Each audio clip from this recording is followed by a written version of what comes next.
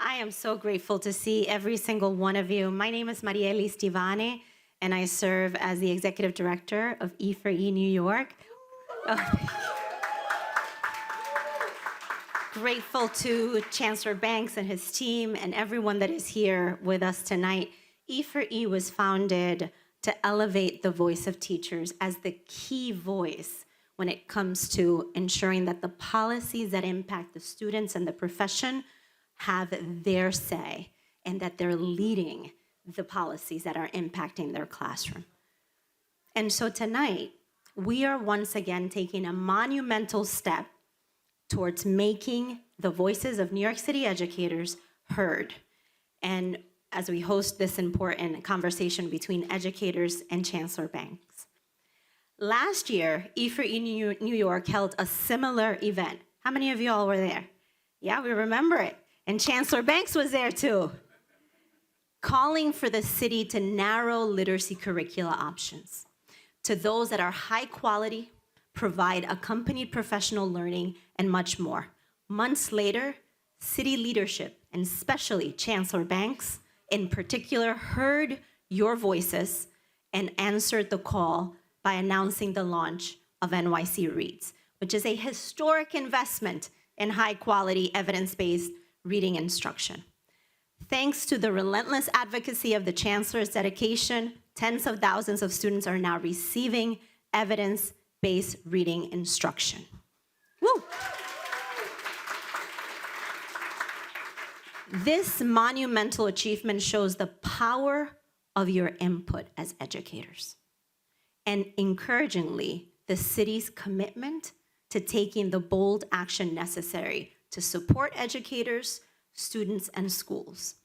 I'm gonna get a little personal now and share a bit about myself. A year ago, when many of you warmly welcomed me into this role, I was excited to join and lead this work because I felt then and still feel a very personal connection to it. You see, it took a village to raise me. I was a monolingual Spanish-speaking young person who arrived at PS 187 in Washington Heights. When I was 10 years old, my father worked as a dishwasher, and my mother, although she was a teacher in her native Dominican Republic, worked in a sweatshop here in Lower Manhattan in front of a sewing machine. She didn't speak English and was paid cents per piece. As her arthritis worsened, her income declined. Yet she knew that my future could be different and that learning to read and write in English would set me up for success. And getting an education would be the key to my success. I had dedicated teachers at PS 187 who taught me both to appreciate and navigate the English language without losing my abilities and my love for my native language, for Spanish. Years later, when I served as the Vice President of Education at United Way of New York City and led a literacy initiative, I saw that same dedication from teachers in the Mott Haven section of the Bronx in District 7. The initiative provided the professional learning that teachers were asking for, built a community of practice, centered students and families, and lifted educators to feel prepared and supported by coaches and each other.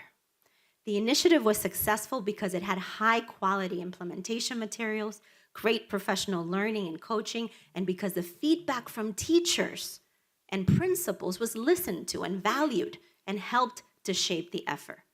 These are all things that we're seeing and we want to see in NYC Reads. We know that the key to ensuring NYC Reads success is ensuring that it's being implemented effectively with ongoing quality professional learning, and furthermore, that there's constant feedback from educators. And this is the largest school district in the country undergoing this massive change. And we need to continually gather that feedback from educators to continuously improve the initiative's rollout. Tonight will serve as one critical mechanism for that feedback. New York City Reads was a bold and greatly needed step And we are grateful to the Chancellor, to Deputy Chancellor Rux, and the entire team for doing that work. We want New York City to be a national leader, not just in literacy, but also in numeracy. At this moment in time, especially with our dedicated and committed leadership, we can't miss this chance to put in place all of the foundational supports that we need for our students. And we know the Chancellor wants that. We've heard him say that.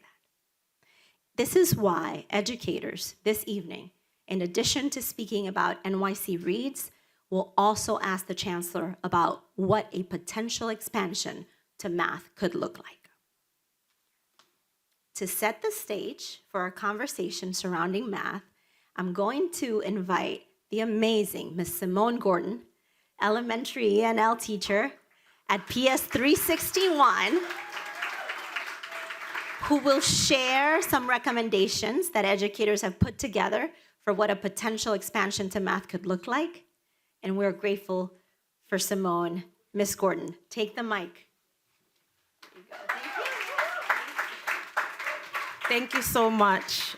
Good evening, everyone. My name is Simone Gordon, and I have been a long-time member of Educators for Excellence, the New York chapter. As Maddie Elise mentioned, after several educator-led meetings, events, and focus groups, educators recently released recommendations for how New York City can adopt high-quality and culturally responsive math curricula for middle school. It involves 3 key steps. First, with growing recognition that high-quality instructional materials significantly improve student learning, the recommendation calls for the city to narrow the set of curricular options to ones we know are high quality through deep engagement and feedback from educators. Secondly, the recommendation calls for the city to make bold investments in 3 to 5 of aligned professional development, comparable to New York City Reads, which builds the capacity of New York City public schools educators by making curricular shifts without high-stake accountability tied to them. Thirdly, the recommendations highlight the need to dismantle the stereotypes and biases that have historically excluded many students, especially students of color, from seeing themselves as mathematicians. This could be done, for example, through adopting teaching materials and methods, such as mathematical microaffirmations, where we acknowledge students' potential and acknowledge them within the classroom, actively building their confidence and sense of belonging. The recommendations also call for robust engagement with the community members and with our families. Communication and support for families, caregivers, and community organizations are key to ensuring that our students are confident learners. These recommendations, however, along with the current implementation of New York City Reads, requires the voices of educators to be the front and center of this. We need ongoing feedback from educators to know what's working, what's not working, and where additional support may be needed. We can't have high quality, curricular responsive, culturally responsive education, instruction, or high quality professional learning without these essential feedback, such as from myself and other educators who are in the classrooms every single day. Thank you so much.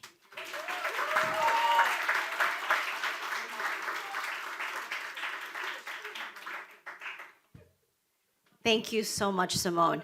Your remarks are that key important reminder that about tonight's conversation and the importance of tonight's conversation. We must ensure that educators play a key role in NYC Reads and ensuring that their feedback is heard, or any education policy for that matter is grounded in the lived experiences of our educators. I am thrilled to see all of the educators in attendance this evening. Thrilled to welcome First Deputy Chancellor Dan Weisberg, who just walked in.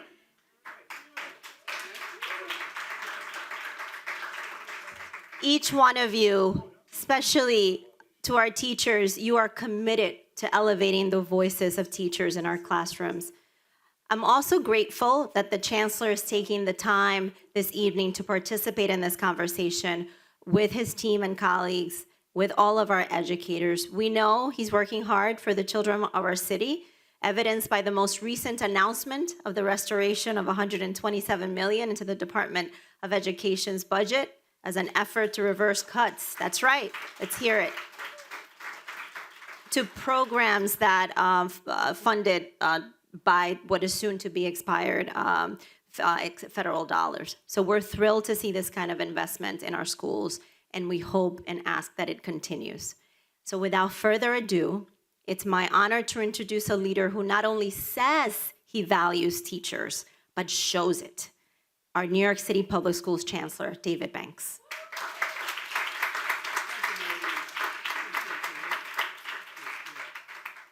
Hi, good evening, everybody. It's good to be here. I'm happy to join all of you for a little conversation here. And I don't know if I've been in this space. You've been in this space before, Dan? Not a long time. Yeah. This is really nice. The TFA space. Yeah. The E4E space. Yeah. Which is also nice.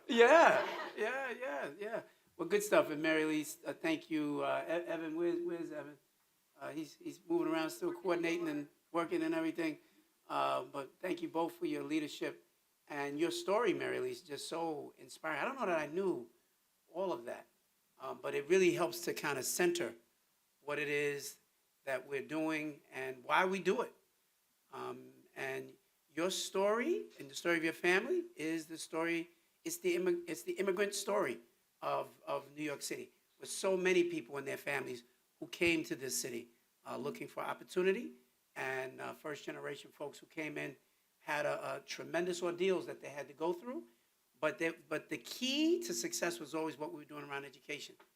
That no matter what that job was, what sweatshop, how many taxis you had to drive, whatever, the hope was always about their children and what they could do to provide the best opportunities for their children. And so many of you, I'm sure, in this room have the same kinds of stories or familiar with the same stories, even in your own families. And so that's why we're here, and that's why we do this work that we do. Let me see if I can use this microphone. Is this on? Here? Okay, yeah, good. Ms. Gordon, thank you. Ms. Gordon, right? Yeah, when I walked in here, they introduced me to Ms. Gordon. I thought she was a student. And then she got up here and she said, as a long-time member of E4E, I was like, how long time could that have been? But yeah, no, listen, let me tell you that. You are blessed. Better hold on to that. But that is, but thank you for what you do, and all of you. How many of you, just by show of hands, are teachers in the system? Yes. Thank you. Thank you, thank you, thank you. Thank you. You're the heroes of New York City, and I appreciate what each one of you does every single day. I was a teacher right here in New York City as well in our public schools. I was in Brooklyn, District 17, and then did all my leadership work. Well, I actually was an AP for 2 years in Brooklyn in District 17 also, but I was a principal for 11 years in the Bronx. And so, you know, we all love this city, and we love our school system, and we love our kids. And we got to do the best that we can possibly do to help give them everything that they need to be successful, which fulfills the dream of people like Mary Lisa's parents, right? There are Mary Lisa's parents all over this system who don't have all the answers about how you teach kids to read, or how you get them to do math, or to think critically, or to be engaged in technology. But they are trusting that we know how to do it, and we're going to help to deliver their child to a level of success that they can go on and be all that they are supposed to be. That's a heavy responsibility. And one of the reasons why NYC Reads, I think, has captured the imagination of a lot of people is because we at least stepped out there and said the way that we have been doing it was not the right approach. Right? Because I believe that these teachers who are in our system, the overwhelming majority of them care deeply about this stuff. And they love their kids. And I think many of them also feel a level of frustration, and I have felt a level of frustration over the years. Why are we not more successful? You imagine what that must feel like when you work your tail off every day, you're smart, you're hardworking, you love your kids, you spend time at night, weekends, like with your lesson plans, and you're trying to come up with all kinds of things.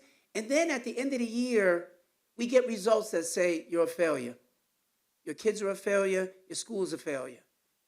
Imagine how deflating that is. Imagine how deflating that is for kids. By the time they're taking their tests in the 3rd grade, with all the love and the joy and everything that they bring every single day, and all of a sudden they get this designation, you're a failure. That's some heavy stuff. And imagine when you get that year after year after year. What NYC Reads represents, as far as I'm concerned, it's a way out of that to a successful place. And I've been inspired by what's happened in Tennessee. I've been inspired by what happened in Mississippi and other places that have already gotten on this path. But there's no place like New York. So the whole nation is kind of watching what we're doing at this moment in time. And I believe that we're on the right track to try to get it right. And I know there are going to be a bunch of questions, I think, about the math.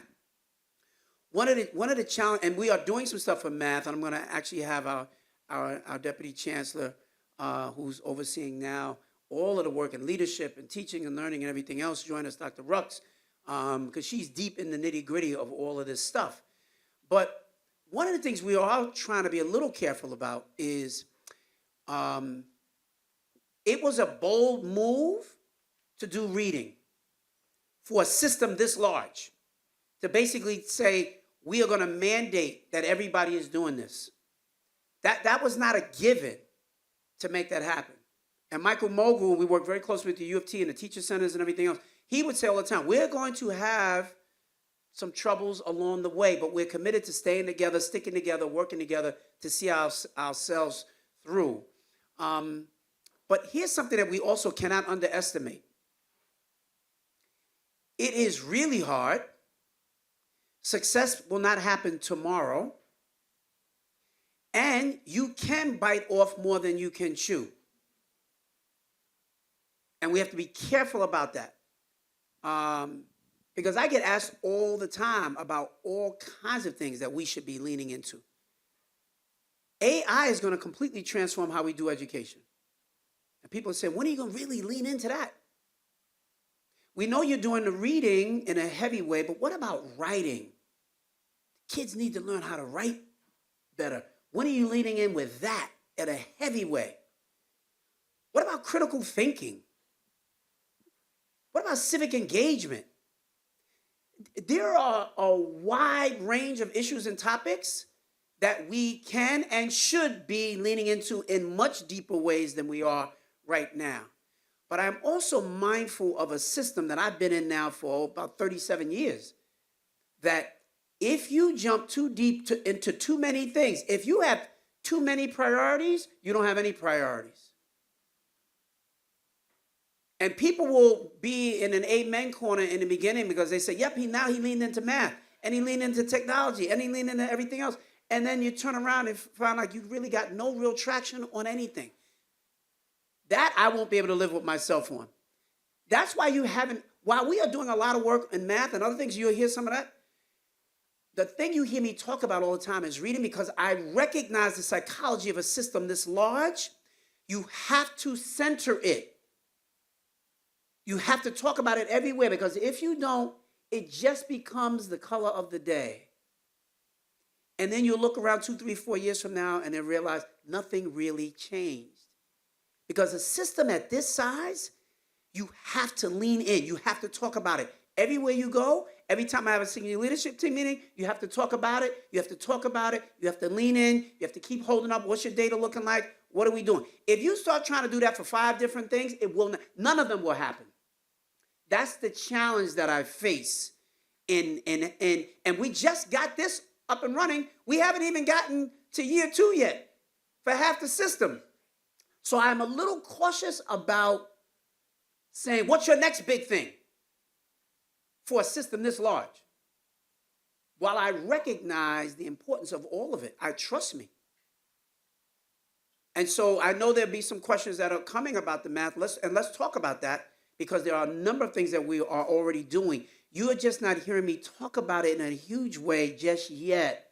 That you'll hear me talking about it more about a year from now, because I need to absolutely solidify NYC Reads. The roots have to be deep so that it cannot be undone. And it takes time, absolutely. What they did in Mississippi, I think she said about 8 years before they really saw it completely take off. You will see improvement, but you may not see all of what we're looking for right away. And you have to be, and they're not even as large as we are. So a lot of stuff that we have to do. We're prepared. I don't want to answer all the questions before they get asked. So I'm ready. I'm going to invite Dr. Rux to come up and join me as well, who's really been leading this work. Give her a round of applause, Dr. Danica Rux, who I rely on, and so many of the key members of her team who are here. These are the folks who are really driving this work and doing this work. And if you ask some really hard questions, she's going to have to answer. Thank you so much, Chancellor Banks.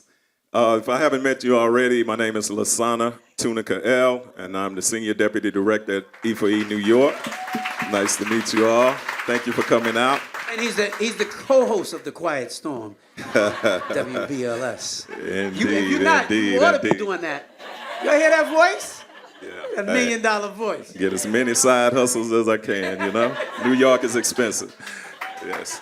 So this is such a critical issues that we're discussing, and we appreciate the time that everyone took to venture down here into this part of the city. So I now introduce our esteemed panel.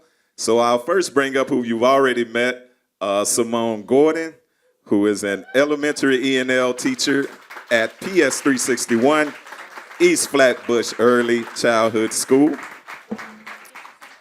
Next we have up is Teresa Ranieri, who is an AIS literacy coach at PS 443, the Family School. And we also have Lisa Watson, 7th and 8th grade algebra math teacher at IS 171, Abraham Lincoln Intermediate School, the Magnet School of Leadership and Innovation. And finally, but not least, our long-term leader, Lene Quinn, algebra teacher at PS 415 Wadley High School for the Performing and Visual Arts. And as a reminder, we're still collecting questions, so we have E4E staff around with index cards for the Q&A section. Thank you all, and without further ado, I will kick it over to Simone to get us started. Thank you so much. And so my question has to deal with when New York City Reads was launched last May, you mentioned that Phase 1 educators might experience some growing pains. And as a Phase 1 educator myself, I felt the excitement, but also the challenges of quickly preparing for new curricular materials, professional learning, and more at enhancing the reading instruction in New York City. My question is, what are some of the key lessons you and your city leadership have learned? And what are some adjustments do you plan for in the future to continue supporting our educators and students? So before Dr. Rux leans in, let me just say, yes, the very notion that there would be growing pains are real, and they are still happening in real time. How you deploy the level of professional learning is critically important. How we give schools across the district opportunities to come together and learn and share and grow is also very important. How we engage with our partners like the U of T and the teacher centers, together with our vendors who are also providing this professional learning. And how do you merge all that into one singular voice is also part of our growing pains. I wouldn't even someone say growing pains, but they are learnings. They're learnings. And those things are still happening today. So Dr. Rux, you want to just talk a little bit about some of the things we've learned? First off, I want to say just thank you for creating this space, Mary Ellis and E4E. Evan, where are you? Thank you so much for creating this space. I've been in partnership with Mary Ellis for a couple of months now. We have our check-in calls, which I thought was very important. And I mentioned that because it's very important to bring the people to the table. And that was one of the things that I realized very early on.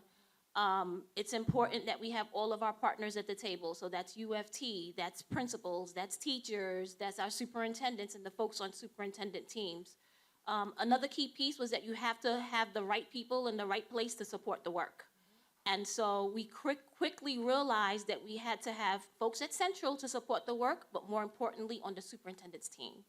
And so we have implementation specialists on every team that in our phase 1, and that is something that we're looking to do in phase 2 as well, because we know that that is critically important. We bring those people together monthly. We bring them to do school visits so that they can see the work. That is another key thing that we learn. Most people made it through the application process and the interview, and they did well. However, when you go in classrooms and you have conversations with them, that depthness of the work was not there. And so we realized that we had to bring them into schools, into classrooms, with tools to ensure that everyone is seeing everything from the same lens and that we're supporting the work in a way that's going to give us the outcomes that we were looking for.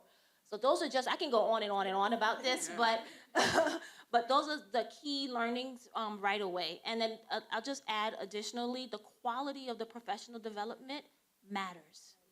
You can't have just anyone in front of teachers. You guys are professionals. You know when something don't smell right. And you would hold us accountable.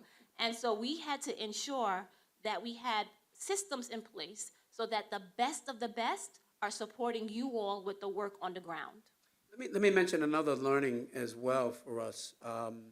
It became very apparent to me after hearing from teachers, principals, superintendents, that from where I sit as chancellor, centrally, it was not making sense that we had two major divisions, teaching and learning, as well as leadership. The alignment was not tight enough that was going to ensure the effectiveness of this program. And what I was hearing from principals, we don't need two divisions. We're kind of hearing two different things, and sometimes even when they're not different things, we don't need to hear it from two different groups of folks. So, and I had heard that before, but once we were into the work, it clarified even more, like, oh yeah, we need to make an adjustment here. We got amazing people. We have to create a system that optimizes how they work together. So we didn't need two separate units. So we merged them into one unit, and we are further looking at that as part of our ongoing reorganization that you will be hearing more about in the coming days and weeks, where we're going to be redeploying hundreds more people across the system to make sure that they are, as I announced when I was announced as chancellor, people need to be closer to the action. We don't need to have hundreds of people working down the hall from me. They need to be in district offices with the superintendents. They need to be working closely with schools. Say amen, somebody, right? So that's what I mean when I say it's still happening. We're still looking. We're learning every day. You know, we always say as educators, we're lifelong learners. So you can't be locked in to just the way that it's always been done. And so we're constantly shifting and looking at how do we continue to improve what we're doing. Thank you so much. Hello. I am a literacy coach. I was lucky enough to be part of Universal Literacy, so I received that top-notch professional development. So I do have a developmental, but you've answered part of it, so I'm going to tweak it. Research shows that developing teachers' content knowledge on how students best learn how to read and write and supporting with literacy coaches greatly increases student achievement. Alabama did away with their reading coaches, and their data has gone down. I'm very happy to say at our school, our data increases every single year with this content knowledge. Given that, what is your plan to develop not only the teacher, but the administrators' content knowledge while supporting them in effectively implementing Tier 1 curriculum? Yes. I have annoyed my principal and assistant principals to no end. They are doing letters, writing revolution training. That's right. So you kind of answered it, but then my question is, for example, Acadience is used. Why does every district not have an Acadience mentor to support the schools? I'm lucky my husband paid for it. So we do have an Acadience mentor at my school. But it seems to me that would be a priority that's just an example, that every district would have that. Because I think there's misconceptions about how to use it and then how to implement the curriculum. So you talked about your vendors. What's the quality control that you have in place as you move forward? So what professional development are you going to do moving forward? What's your quality control? And how are you going to ensure it is being done at that superintendent level? Thank you for that question. That's something that we've been thinking about as well as we're deploying more people out into the district offices. Okay, let's make that happen. Let's make that happen. That's right. Okay? Let's connect with her. And wait a minute, before you go, Dr. Rux, it is important, and I love what you just said, because it's not just a question, right, but it is, I've got some ideas. The best answers that are going to lift the system are always going to come from the bottom up, not from the top down, right? And we have to be open to hearing all that and not assuming that we have all the answers. We do not. This system is too large to think that you can do this from top down. And so we're very interested in hearing from you. We've gotten a report proposal from E4E with a lot of things that they want us to consider, and we are absolutely going to be considering all those things. We consider this organization a valued partner. That's why we're here, and we're always open and we're listening because we know you have your hand on the pulse of teachers across this city, and we're going to continue to work with you. But go ahead, Dr. Rux. So our superintendents are the ones who are leading this work in the districts, and we are providing them with additional resources, staff on their teams. They have the instructional coaches that are on the teams now. They're charged with looking at the Acadians data. That's part of their role. However, we realized that there were some gaps in what that looks like across the system. And so what we are going to be doing at Central, moving into next year, is Central is going to be providing professional development to the people who are on the superintendent's team. That is going to be our main function, developing the people who are on the superintendent's team so that they're looking at the data, they're sharing the data, they're informing practice that's happening on the ground at schools. That is going to be our central function as we move into next year. I just yesterday tagged the chancellor and asked him, can we get some space at Tweed so that we can be the hub for professional learning? That's what we should be doing. The people under the superintendent should be holding those people accountable so that we don't hear feedback that, hey, they're not looking at the data and they're not making informed decisions. So that is part of the shift that we're going to be making as we're moving into next year, because we realize that is a gap right now in the system. I just want to go, I love my superintendent here, Mr. Harry Sherman. I love him. And he does listen to teacher feedback, like you said, Yes, Chancellor. yes.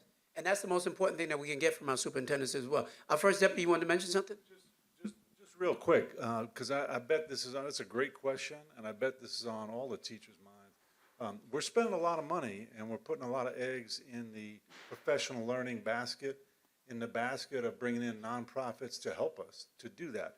As Dr. Rux says, the medium-term vision is that will be taken on by the district offices, and we're staffing them up to do that. But certainly in the shorter term, a lot of you have probably gotten professional development from Teaching Lab and ANET and others, good organizations. But let me tell you, and from the curriculum providers, I just want to say, I won't take a lot of time, one of the things that was very important to me in this process is that we not be passive customers, and we are not being passive customers. Typically what districts do, even New York City, with all the money we spend for these people, we take whatever you give us. Oh, thank you for this PD that you gave us off the shelf. Thank you for these materials which aren't relevant to our kids. We'll take it. We'll take whatever you get. No more. That has ended, and Chancellor's been very clear about this. So some of the PD providers we started with, by the way, each one of them is getting a performance dashboard based on the feedback from teachers and leaders and superintendents. There is a dashboard for all one of them. Not all of them are going to be back next year. And I was very clear with them. Just because you're coming in, see how clear I was? Just because you're here year one does not mean you're going to be here year two. You have to deliver the goods. And so we're very, very serious about that. If folks on the ground are not getting what they need, we're going to make changes. Dr. Ruggs, the last thing I'll say, Dr. Ruggs called me She's a very even-keeled, poised leader. Nothing ruffles her feathers. I never heard her so excited when she got out of a meeting with curriculum provider. It's like, really? That's so exciting to you? Because she's like, we gave them feedback, and they're actually making changes to the curriculum for next year. So anyway, you should hold us accountable. Please do for that. We should not be passive. We're New York City, right? It's a privilege for them to serve our kids and our educators. Let's make sure that we hold them accountable. By the way, I also just want to shout out, we got folks from the team who are the real experts driving this stuff that are here. Just stand up, guys. I want you, Kim and Ailish and Emily and Lucius. They roll deep. They roll deep. So if you really want to know what's really, really going on, like these folks here. Emily and Ailish. Phenomenal. Those two, Lucius. Right. This is the A-team right there. Absolutely. Good evening, Chancellor Banks and the team. Thank you. I've been an 8th grade math teacher at the same school in Brooklyn for the past 14 years. And I'm also a product of New York City education in Southeast Queens. Currently, my 8th grade students are engaging in Algebra 1, including the special needs. And I know that Illustrative Mathematics Pilot, initially part of the New York City Reads effort, hints at an effort of expansion. How do you plan to scale these programs, ensuring equitable access and positive outcomes for students citywide, especially to prepare students like mine for high school? And you know, when we announced NYC Reads, it didn't get as much attention what we were talking about with Algebra 1 and the work that we're doing there. We've made a lot of investments there. We've worked with some very significant funders who are helping to support us as well. So while I don't talk about it quite as much, that work is actually still happening as well, particularly across all of our high schools, but it is quietly expanding in a way that doesn't have a mandate quite attached to it just yet.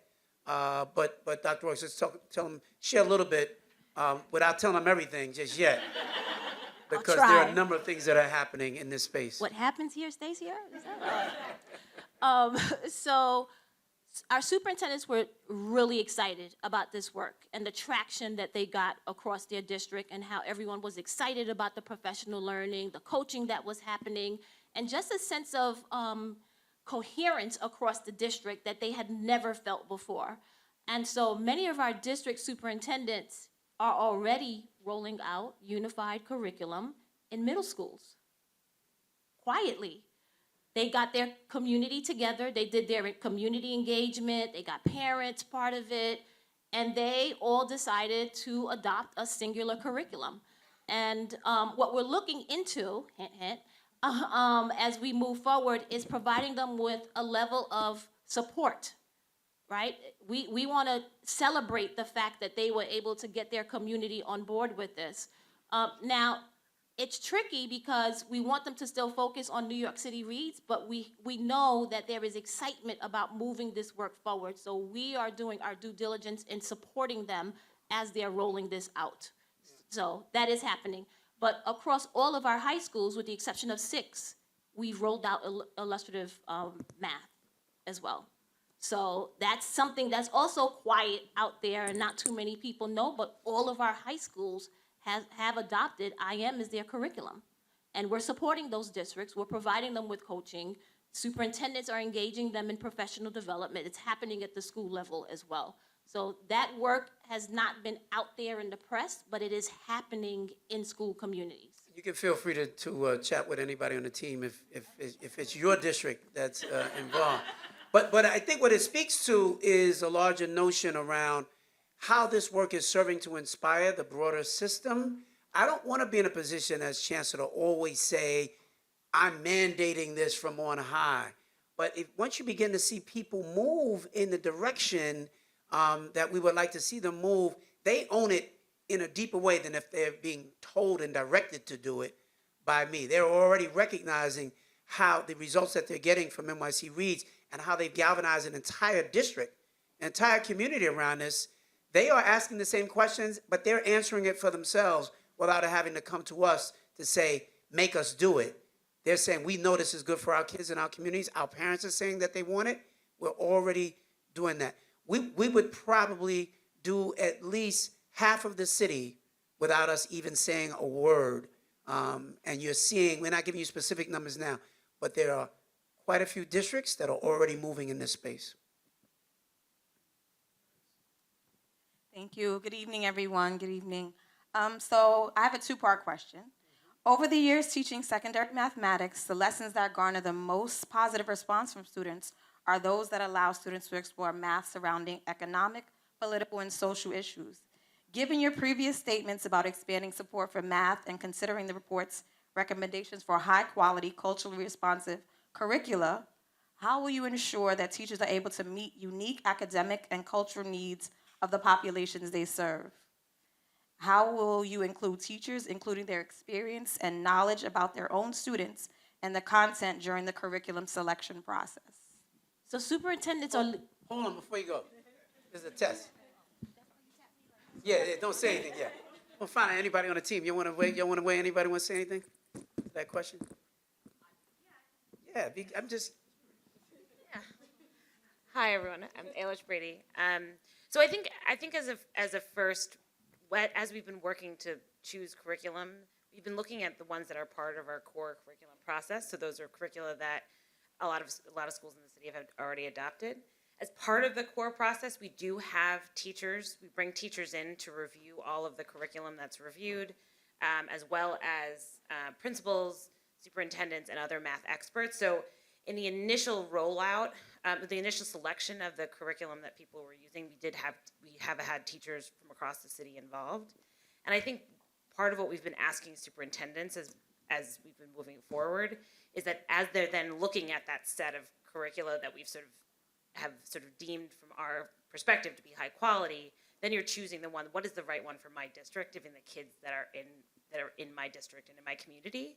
And we've been asking superintendents to do that engagement across teachers, and for the older grades, they should be including student voice in that conversation as well. Student voice, teacher voice, parents, families, and advocates that are in the community. So I think from our perspective, it's that sort of two levels of selection. First is the curriculum meeting the standards? Obviously, is it sort of is it really sort of bringing what we want? And then from there, it's the community choosing that curriculum in that selection. So I just wanted to highlight again, we operate as a team, and we tap into all of these folks here are leaders for an entire system. And so we're trying to scale, but to scale with fidelity. And if you move too fast, you can ruin all your efforts. So again, we are paying attention, and I think you're going to see, particularly as we finish rolling out the rest of the city on NYC Reads this September, you will see us, you'll start to hear a lot more about what we're doing on the math more affirmatively than you may be hearing right now, but it's coming.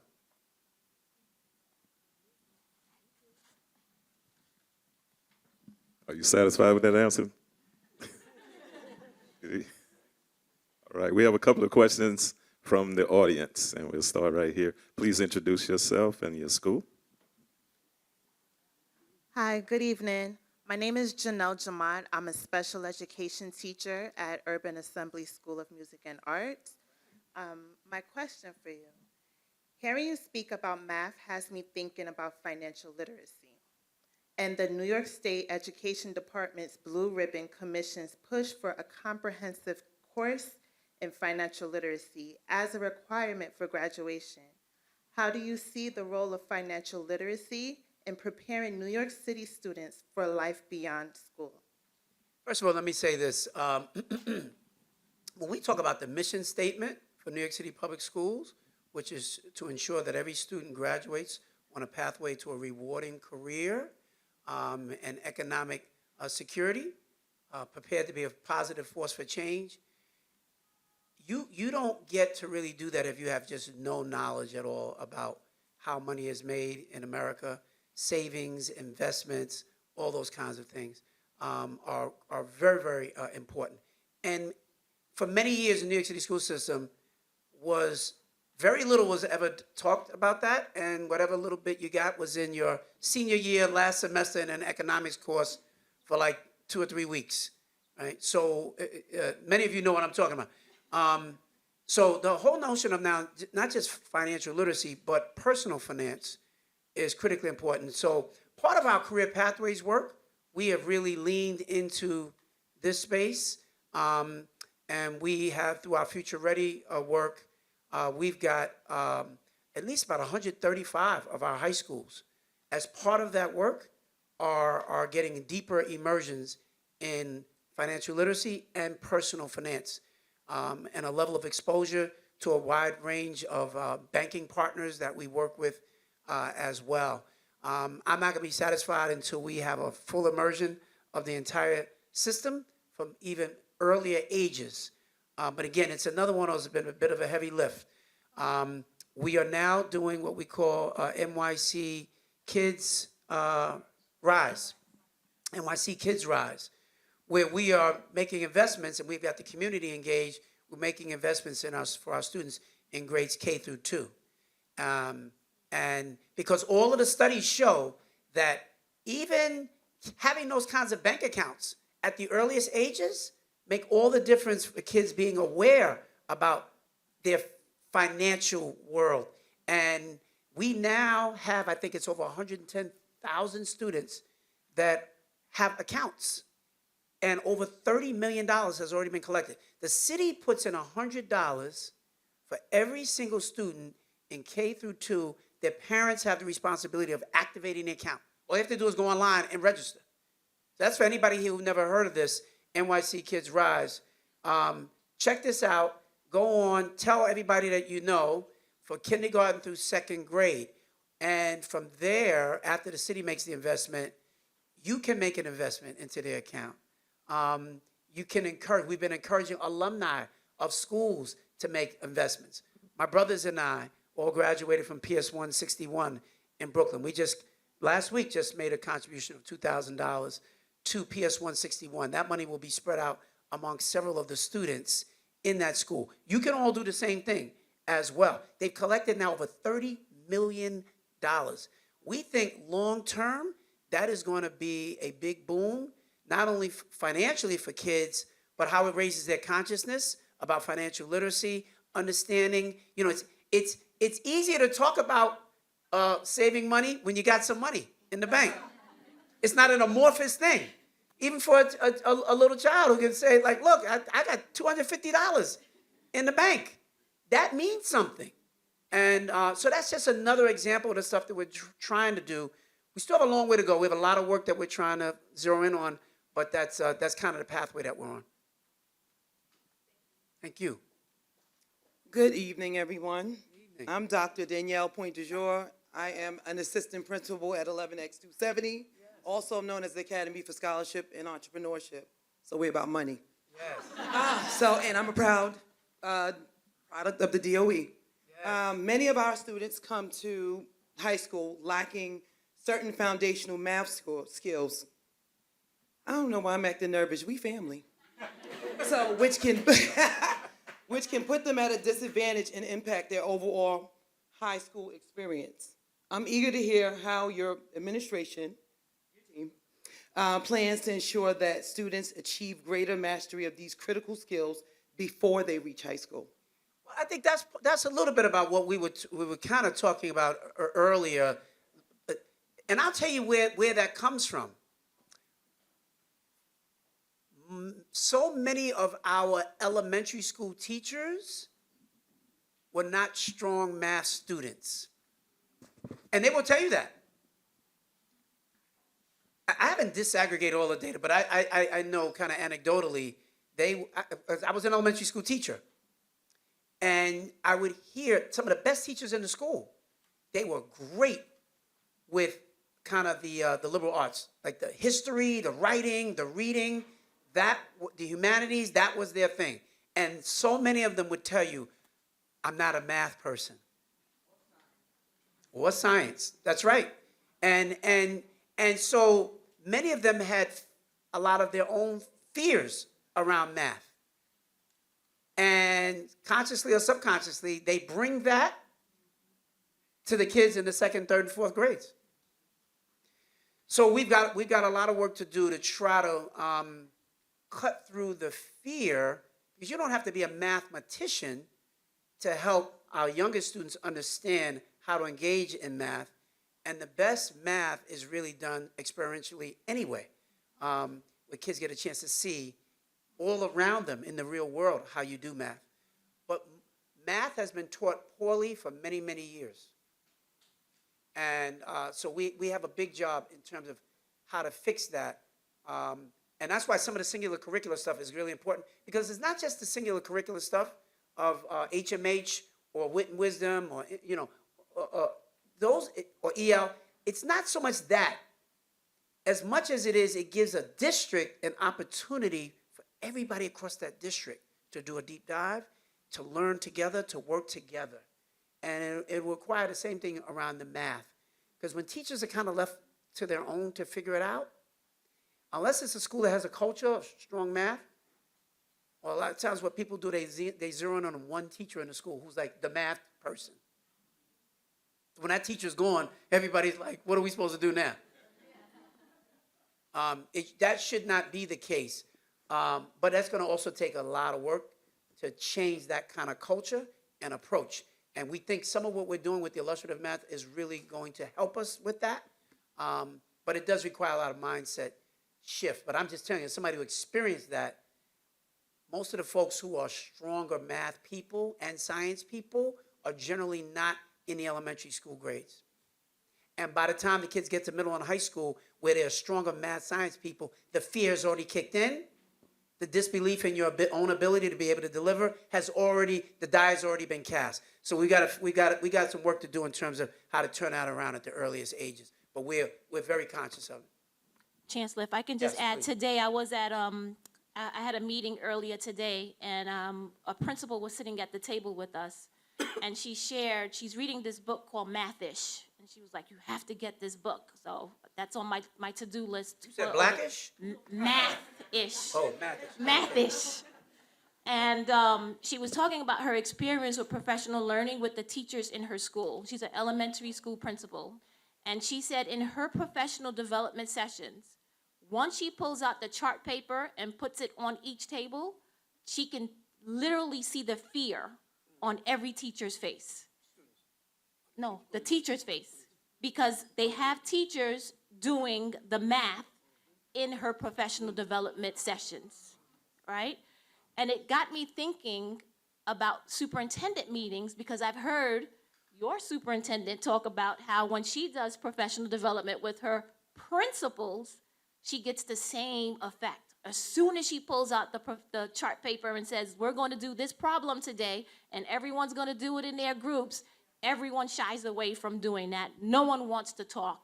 And what the principal shared with me today is how IM is supporting them with that because of the math routines that are built into the program, and ensuring that the teachers are well versed in those routines so that everyone gets an opportunity for their voice to be heard, for them to engage in the math, to have conversations about it, progressive, struggle is a real thing.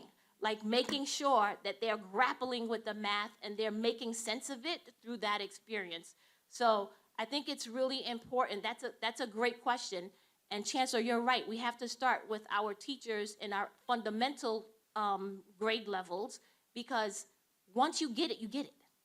Once your thinking has changed about how you see math, where you see math, and how you see it through real experiences, that just really clicks. It makes something click for you, and you see yourself as a mathematician, and that is the start of our children doing grade level math and beyond grade level math, and seeing themselves as the scientists, the doctors in the world. But that's also why the NYC Reads for us has been so critically important, because math and literacy that's needed in math has started now at even earlier ages than it was years ago.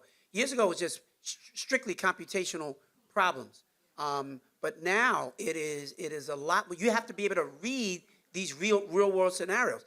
So if you can't read, Now you can't even do the math, right? That's why I've been leaning in so much to the reading. You have to establish that as your solid foundation, which then opens them up for all the other math, science, and everything else that they still need, because they still have to do a lot of reading, even all those other content areas. Hi, I'm Ashley Ward. I teach at JHS 157 in Queens. I'm a 6th grade ELA teacher. The digital natives of Generation Z and Alpha are the most diverse student cohorts in our history across identities, needs, and family structures. That being said, what is your vision for preparing these students of today for the workforce of tomorrow? Exposure. I had a meeting, what's today? Wednesday? I had a meeting, I think Monday, with Jamie Dimon, JP Morgan Chase, and New York City CEO Jobs Council. So about 35 CEOs of some of the top businesses in New York City. And the reason I'm meeting with them and engaging them is because what I'm trying to do is to ensure a level of partnership that will give kids the exposure that they need to the real world. You know, we can't in our schools talk about we're preparing our kids for the 21st century economy, and they have no idea what it means to work in a place like Google or Microsoft or JP Morgan Chase or American Express or any of these places. Not that all these kids are going to go off and work in business, but they should at least have a level of comfort and understanding about how these places work. Education is one of the only industries that is still, if you close your eyes from 100 years ago, it basically looks the same. Almost every other industry has shifted dramatically. But we still sit in rows. We still have 45-minute classes, teacher in the front, separate subjects. That's not the way life works. And the difference is that, you have a smart board in front of the room now, then maybe you didn't have that 25 years ago. And I'm telling you, that has to change. It has to change dramatically. These kids are brilliant. When they get exposed to these industries, they are amazing. They take to it. They will shift it. They will own it. You just have to expose them. I had one of my students years ago who said that if it's hard to dream of becoming an investment banker if you've never met one, right? You don't even know to dream it. Some of these companies, they have jobs that you never heard of. Thank you so much. I'm gonna turn the microphone over to you. She is telling us what it is. Yeah, of course I do. I'm doing great. I'm better now. So listen, it is important that we expose our young people. That's what we're trying to do through our career-connected learning. Jay Grieve is driving that work for us, creating opportunities for kids to have their aha moment. Because when kids see the power of possibility of some of these careers, you don't have to have an attendance committee trying to figure out how to get more kids into school. They will run to school. Kids don't show up because they don't see the connection. Why do I go to school in the first place? We have to make that so clear for them. Kids will run and participate in their sports. They will be on that football team.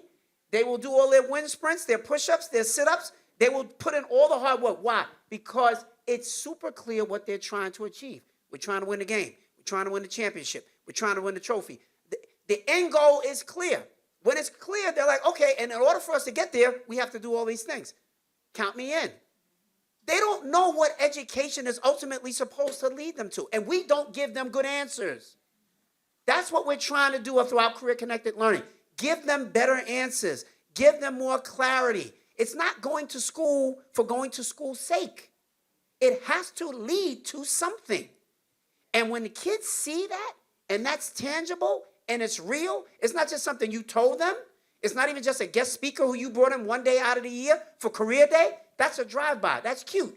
I'm talking about having apprenticeships where they get paid, where they get a chance to leave that school building and go down here to Wall Street and work in some of these places and get behind the four walls of these places and go, I had no idea. And then they meet people who have a similar story to Mary Elise. And they say, that's my family. And you went on to become this huge success. What? I can do that too. But if all you're learning is within the four walls of a school with some teacher telling you amorphously about you can go to college and you can be a success one day, that's not enough for a lot of kids. So that's what we're leaning into. That's why I keep telling you, my focus is bright starts, bold futures. Bright starts, bold futures. I can tell you 20 other things that we're doing, but I keep it focused there because a system this large needs to be focused. If it doesn't have a focus, you're all over the place, and then you do a tenure of how many years, and then you look back and people are like, what did you really accomplish? We talked about equity. We talked about all the kids can learn. We talked about we have high expectations. People are finger popping on the Zoom, all that stuff, right? But then it's like, but what did you actually do? When I leave as chancellor, I want to ensure that these kids in this system, they learned how to read. They got a solid reading foundation. They were connected to careers that opened up the power of possibility. I might not get to all of the things that I would want to do, but I know there's some things that I'm going to try to do, and that's what I'm leaning in every single day. Thank you, everybody.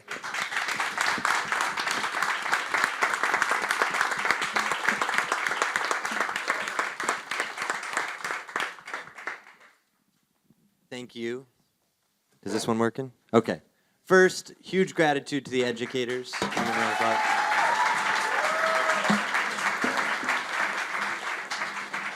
I know it is never easy to stand up in front of your colleagues, in front of the leadership of the district, and ask tough questions, so thank you. Thank you so much, Chancellor Banks, and to the whole DOE team for being here. I think often when people get into positions of power like the one you're in, they can get distant and disconnected. They can spend too much time at the CEO council table hanging out with Jamie Dimon. But it is clear you are not disconnected and disengaged from what's going on in the schools. So I am deeply grateful for you being here, talking to teachers, and clearly representing a deep knowledge of what's going on across the city. For those of you that don't know me, my name is Evan Stone. I'm one of the founders of E4E. I helped launch the organization at PS 86 in the Bronx. And there's a few other people I want to shout out in the room, not because of their support of E4E, but because of their support of NYC Reads and the math initiatives going in across the city. So to the funders in the room, the Gates Foundation, Schusterman Foundation, New York Community Trust, Carmel Hill, the Johnson Family Foundation, if there's anybody else I'm missing, grateful for your support, not just of the work E4E is trying to do, but of this city's really critical efforts to support teachers, to support their students. So the thing I wanted to say in closing is why I care about these issues. So when I showed up at PS 86 in the Bronx, I taught 6th grade in an elementary setting. Very rare in the city, and I was that math guy. I'd studied physics in my undergrad degree, and we didn't have a math curriculum.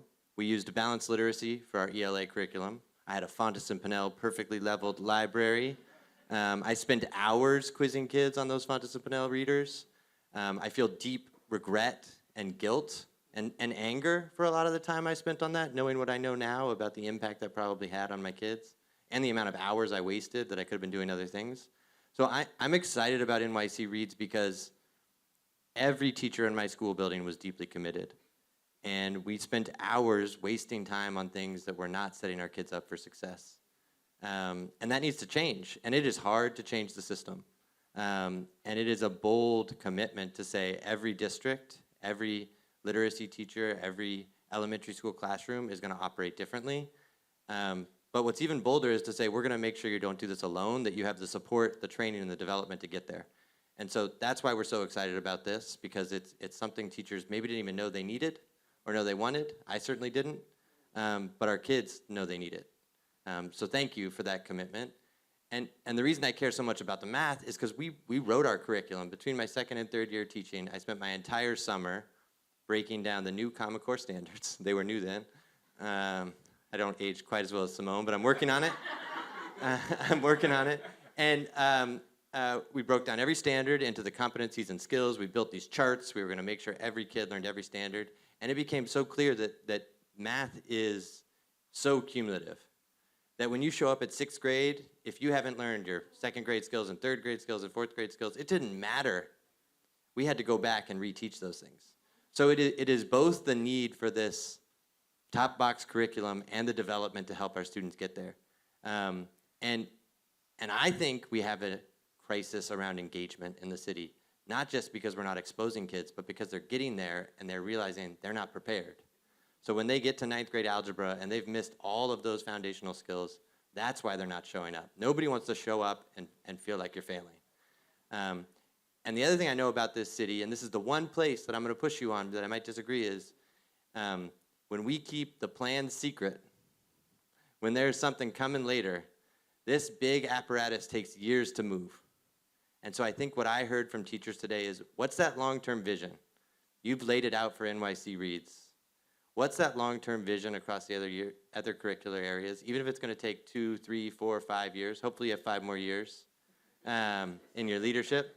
What's that vision 5 years from now that's going to ensure not only does every kid know how to read, that we have a fully literate NYC, that we've been exposed to careers that are setting us up for financial success, but also that we have those other foundational skills, whether that's in math or science, that are going to set kids up for success. So that's our challenge to you. I heard loud and clear, don't be passive. We will not be passive, but we will work in partnership to help you get there. And I know every teacher here will help us do that. So, thank you so much. Thank you all for hanging out. There's more food. You can stay, mingle. Please grab the team at the DOE, ask all your questions, all your nitty-gritty questions, make all your recommendations. But thank you all for being here, and yeah, have a great night.